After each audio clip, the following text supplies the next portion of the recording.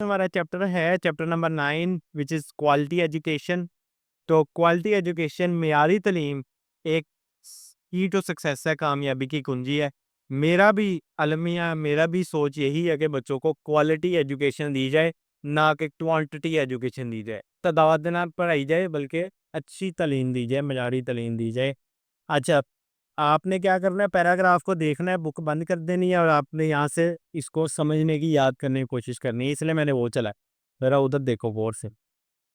वो कहता है अ, सबसे पहला वर्ड है पैराग्राफ नंबर 1 एसेंशियल मतलब ज़रूरी, सस्टेनेबल पायदारी, गेन मतलब फ़ायदा हासिल करना, प्रोडक्टिव पैदावारी इनकम्पासिस मतलब शामिल करना, होलिस्टिक हमाजित थ्राइव है फलना फूलना, रैपिडली तेज़ी से डिफाइंड मुतय्यन करना, कंप्रोमाइज़िंग समझौता करना, फोस्टर्स परवरिश करना, पॉवर्टी गुर्बत, प्रमोट फ़रोग़ देना, सिग्निफिकेंट अहम, प्रॉस्पेरिस मतलब खुशहाली, सस्टेनेबल पायदार।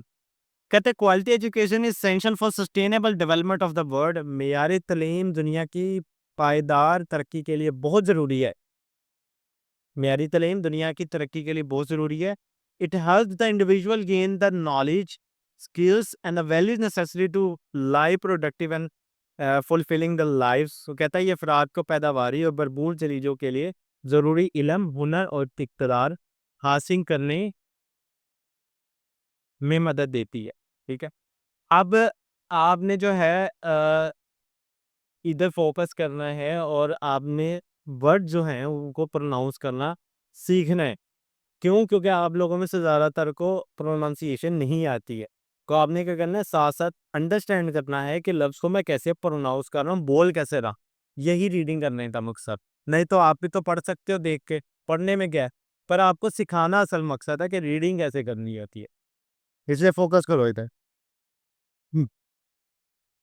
वो कहता है कि it encompasses a holistic approach to education that equips learners with the knowledge, skills, values and attitude necessary to thrive in rapidly changing world।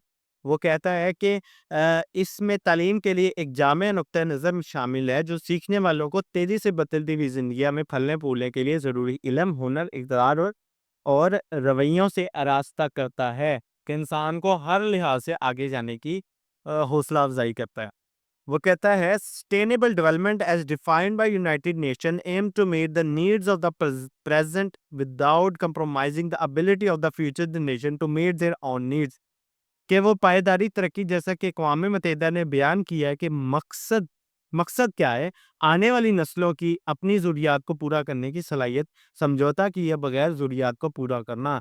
कि आने वाली जो नस्लें हैं वो किसी पर मुनहसर ना हो बल्कि खुद अपने ऊपर ही अपने आप को संभाल सके। जैसे आप लोग अपने सारे वालिदैन पर मुनहसर करते हो, आप ऐसे बनो कि आप अपने आप पर मुनहसर करो, अपने वालिदैन पर भी मुनहसर ना करो, उन पे बोझ ना बनो, अपने आप पे बोझ बनो।